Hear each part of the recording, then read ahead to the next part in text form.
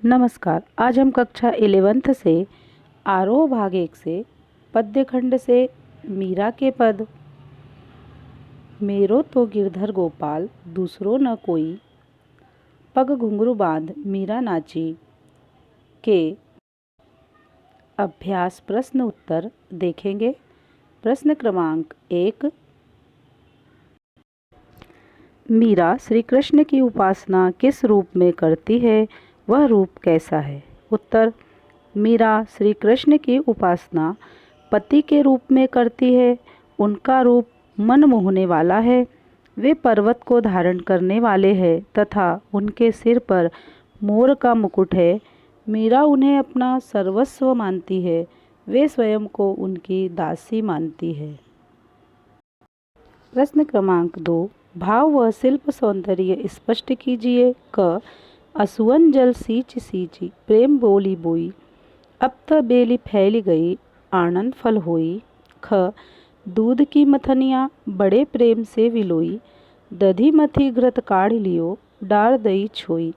उत्तर, क, प्रस्तुत पंक्तियों में मीरा यह स्पष्ट कर रही है कि कृष्ण से प्रेम करने का मार्ग आसान नहीं है।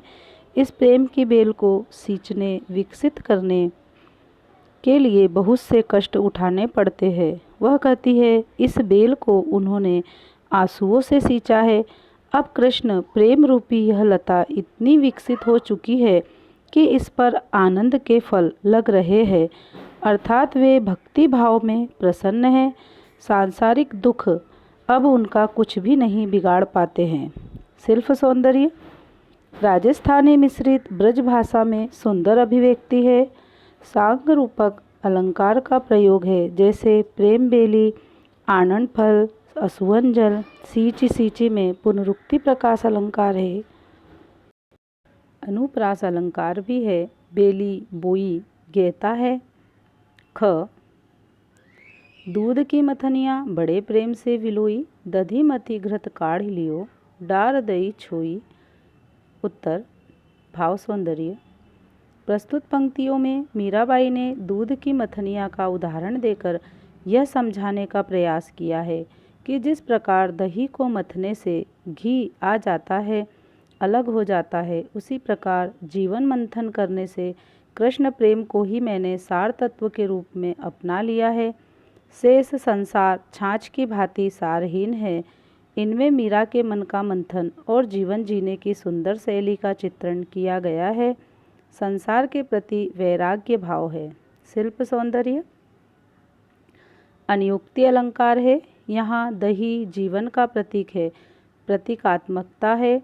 घृत भक्ति का, छोई असार संसार का प्रतीक है, ब्रज भाषा है, गेयता है, तत्सम शब्दावली भी है। प्रश्न क्रमांक 3, लोग मीरा को बावरी क्यों कहते हैं? उत्तर, मीरा कृष्ण भक्ति में अपनी सुध बुध खो बैठी है। उन्हें किसी परंपरा या मर्यादा का ध्यान नहीं है। कृष्ण भक्ति के लिए उन्होंने राज परिवार छोड़ दिया, लोक निंदा सही तथा मंदिरों में भजन गाए, नृत्य किया। भक्ति की यह पराकाष्ठा बावलेपन को दर्शाती है, इसलिए लोगों ने उन्हें बावरी कहा है। प्रश्न क्रमांक 4, विष का प्याला राणा भेजिया पीवत मीरा हासी, इसमें क्या व्यंग छिपा है? उत्तर, मीरा के व्यवहार को उनके ससुराल वाले अपने कुल की मर्यादा के विरुद्ध मानते थे, अतः मीरा को मर्यादित व्यवहार करने के लिए उन्होंने कई बार समझाया, और जब वह कृष्ण भक्ति से नहीं हटी तो उन्होंने मीरा को मारने का प्रयास किया। राणा ने मीरा को मारने के लिए जहर का प्याला भेजा, जिसे मीरा हंसते हंसते पी गई। उसे मारने वालों की सभी योजनाएं धरी रह गई। ये जिसे मारना चाहते थे वह हंस रही थी। प्रश्न क्रमांक 5, मीरा जगत को देखकर रोती क्यों है? उत्तर, मीरा देखती है संसार के लोग मोह माया में लिप्त हैं, उनका जीवन व्यर्थ हो जा रहा है। सांसारिक सुख दुख को आसार मानती है, जबकि संसार उन्हें ही सच मानता है। यह देखकर मीरा रोती है। कल्पना करें प्रेम प्राप्ति के लिए मीरा को किन किन कठिनाइयों का सामना करना पड़ा होगा। उत्तर, प्रेम प्राप्ति के लिए मीरा को निम्नलिखित कठिनाइयों का सामना करना पड़ा होगा। सबसे पहले उन्हें घर में विरोध का सामना करना पड़ा। उन पर पहरे बिठाए गए होंगे तथा घर से बाहर नहीं निकलने दिया गया होगा। 2. परिवार वालों की उपेक्षा व ताने सहन करने पड़े होंगे। 3. समाज में लोगों की बफ्तियाँ ताने सुनना पड़ा होगा, सहना होगा। 4. मंदिरों में रहना पड़ा होगा। 5. भूखे प्यासे भी रहना पड़ा होगा।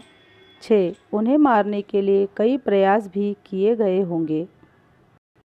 प्रश्न क्रमांक 2, लोक लाज खोने का अभिप्राय क्या है। उत्तर, उस समय समस्त राजस्थान में पर्दा प्रथा थी। मुगल शासकों की अय्याशी और अत्याचारों से बचने के लिए स्त्रियां घर से बाहर भी नहीं निकलती थी। वे ऐसे समाज में मीरा कृष्ण का भजन सत्संग करती गली गली घूमती थी। इसे लोक अर्थात समाज की लाज मर्यादा का उल्लंघन मानकर लोक लाज खोना अर्थात त्यागना कहा गया है। प्रश्न क्रमांक 3, मीरा ने सहज मिले अविनाशी क्यों कहा है। उत्तर, मीरा का कहना है कि कृष्ण अनश्वर है। उन्हें पाने के लिए सच्चे मन से सहज भक्ति करनी पड़ती है। इस भक्ति से प्रभु प्रसन्न होकर भक्त को मिल जाते हैं। प्रश्न क्रमांक 4, लोग कहे मीरा भई बावरी, न्यात कहे कुलनासी। मीरा के बारे में लोग, समाज और न्यात मतलब कुटुंब की ऐसी धारणाएं क्यों है। उत्तर, समाज मीरा की भक्ति भाव को समझ न सका। सांसारी ने धन दौलत, राजमहल, आभूषण, 56 प्रकार के भोजन, राजसी सुख आदि को सब कुछ माना था। उन्हें छोड़कर मीरा गलियों में भटक रही है। यह पागलपन ही तो है कि चित्तौड़ में राजमहल छोड़कर मंदिर में रहने लगी, फिर वृंदावन में भटकी और कृष्ण की आज्ञा से द्वारिका आई। इसे लोगों ने पागलपन माना। न्यात ने कहा कि राजघराने का वंश चलाने के लिए मीरा ने सांसारिक धर्म को पूरा नहीं किया, इसलिए मीरा कुल का नाश करने वाली कहलाई। मीरा कृष्ण के प्रेम के सामने संसार को कुछ नहीं मानती थी। अन्य महत्वपूर्ण प्रश्नोत्तर। प्रश्न क्रमांक 1, कुल की कहानी का आशय स्पष्ट करें। उत्तर, इसका अर्थ है परिवार की मर्यादा का पालन न करना। मीरा राज परिवार से संबंधित होने पर भी संतों के साथ बैठकर कृष्ण भजन करती थी। उसे समाज की परवाह नहीं थी। यह परिवार की मर्यादा के खिलाफ था। प्रश्न क्रमांक 2, मीरा का कृष्ण से क्या संबंध था।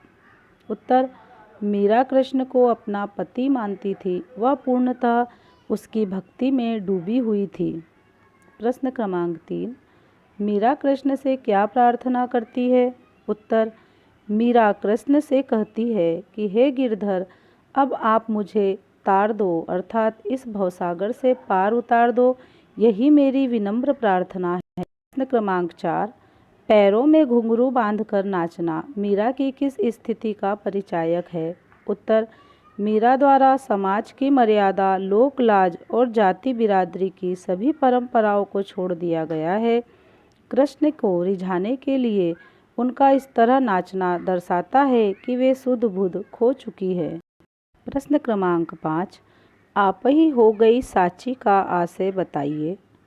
उत्तर, मीरा अपने कृष्ण के संपर्क में आकर स्वतः सहज ही सत्य रूप हो गई है।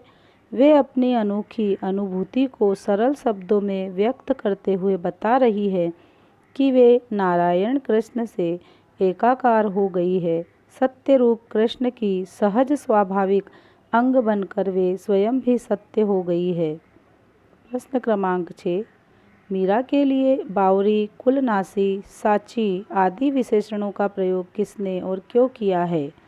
उत्तर, मीरा ने स्वयं के लिए साची शब्द विशेषण का प्रयोग किया है क्योंकि वे सहज रूप से कृष्ण की हो गई हैं।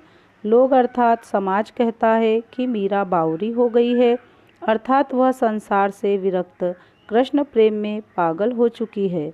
न्यात अर्थात जाति और बिरादरी के लोग उसे कुलनासी कहते हैं, क्योंकि मीरा का इस तरह लोकलाज पर्दा छोड़कर नाचना राजघराने की गरिमा को नष्ट करता है। प्रश्न क्रमांक 7, मीरा को आनंद फल कहाँ से प्राप्त होंगे? उत्तर, मीरा ने आंसुओं के जल से सींच सींच कर कृष्ण प्रेम की बेल बोई थी। अब वह बेल फैल गई है। इसी बेल से मीरा को आनंद रूपी फल प्राप्त होंगे।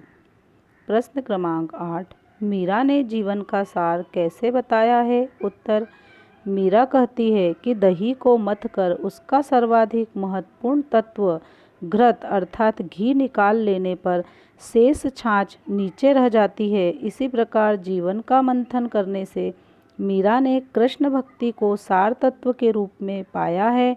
शेष संसार छाछ की भांति सार रहित है। इस सामान्य लोक प्रचलित व्यवहार से मीरा ने गहन ज्ञान दे दिया है।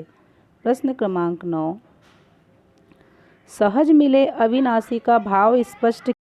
उत्तर, मीराबाई अपने आराध्य श्री कृष्ण के विषय में कहना चाहती है कि सहजता, सरलता तथा स्वाभाविक रूप से श्री कृष्ण जैसे आराध्य उन्हें मिले हैं, जो हर प्रकार के विनाश से बचाने वाले हैं।